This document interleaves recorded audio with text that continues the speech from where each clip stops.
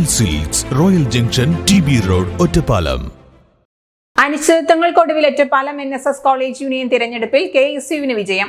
തിരഞ്ഞെടുപ്പ് മാറ്റിവെച്ച് 1.5 മാസത്തിനു ശേഷം ഹൈക്കോടതി ഇടപെടലിനൊടുവിൽ നടന്ന തിരഞ്ഞെടുപ്പിലാണ് യൂണിയൻ KSU പിടിച്ചെടുത്തത്.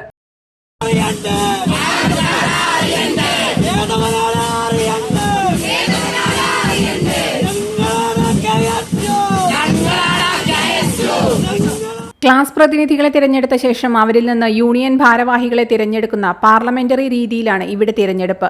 ഒക്ടോബർ 10 നടന്ന ഇലക്ഷനിൽ ക്ലാസ് പ്രതിനിധികളെ തിരഞ്ഞെടുക്കാനുള്ള മത്സരത്തിൽ KSUവിനും SFIക്കും 6 സീറ്റുകളിൽ തുല്യ വോട്ടുകളായിരുന്നു.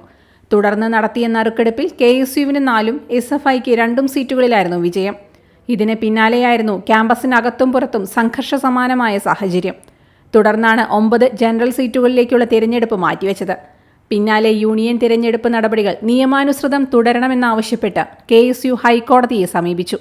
9 ജനറൽ സീറ്റുകളിലും KSU പാനലിന് 27 വോട്ട് വീതവും SFIക്ക് 24 വോട്ട് വീതവുമാണ് ലഭിച്ചത്. കോളേജിൽ ക്ലാസ് പ്രതിനിധികളായി ജയിച്ച 51 പേർക്കായിരുന്നു വോട്ടവകാശം. കനത്ത പോലീസ് സുരക്ഷയിലായിരുന്നു തിരഞ്ഞെടുപ്പ്. U അനന്തകൃഷ്ണനെ ചെയർമാനായി തിരഞ്ഞെടുത്തു. കാലങ്ങളായി SFIക്ക് ആധിപത്യമുള്ള കോളേജ് യൂണിയൻ കഴിഞ്ഞ തവണയാണ് KSU പിടിച്ചെടുത്തത്. ഇത്തവണയും ആധിപത്യം KSUവിനായി. Time kids pre school, Mannannur road, Vaniyamkulam. .view news, കാഴ്ചകളാണ് ലോകം, കണ്ടു തുടങ്ങുക.